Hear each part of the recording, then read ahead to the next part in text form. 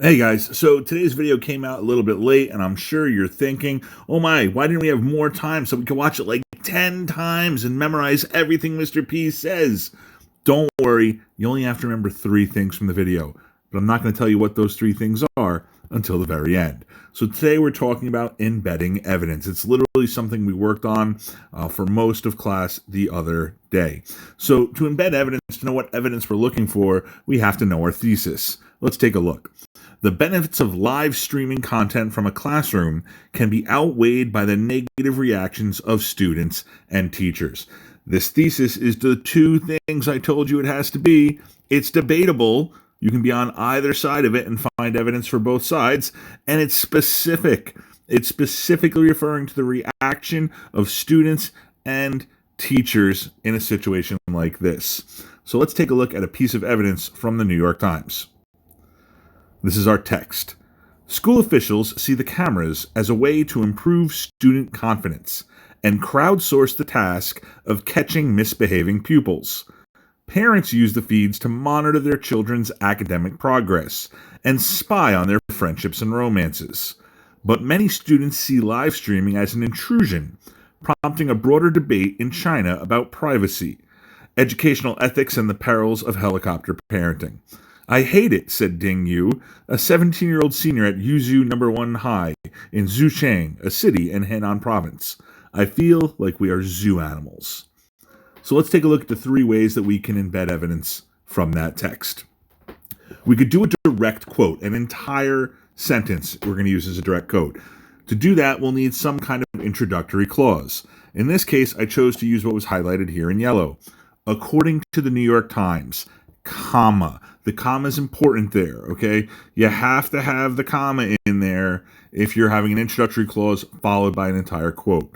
You open with quotation marks, you close with quotation marks, and in almost all cases, the punctuation will come within the quotation marks. So right there, I said school officials see the cameras as a way to improve student confidence and crowdsource the task of catching misbehaving pupils. It's an entire sentence directly lifted from the text, and that is when you are going to use a direct quote. So let's take a look at another way we can use direct quotes. Maybe we don't want to quote an entire sentence. We just want a small part of it. So we can use a partial direct quote. Let's take a look. The New York Times acknowledges there are several benefits for people other than students, including the fact that parents can watch their children and spy on their friendships. All right? You're noticing again, I've got the open quotation marks, the closed quotation marks, and I've included punctuation inside, but there's no comma in there because this is a partial quote and it's set off with an entire sentence of my information there. So in a partial quote like that, we don't need that comma just before it.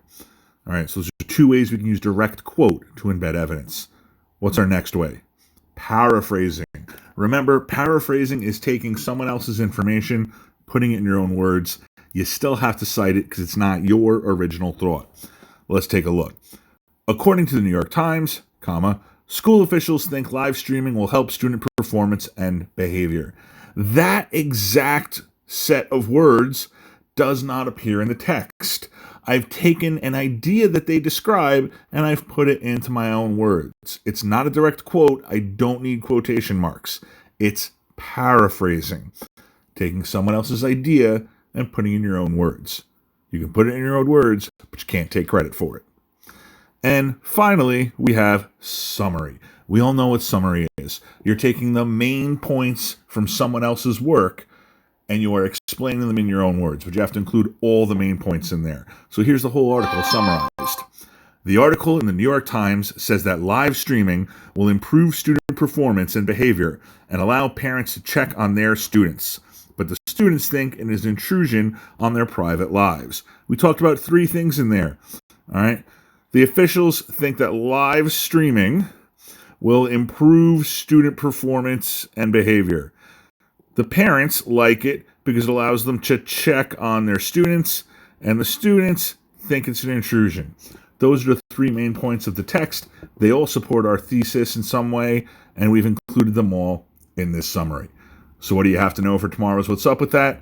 You have to know that the three ways of embedding evidence are direct quote, paraphrasing, and summary.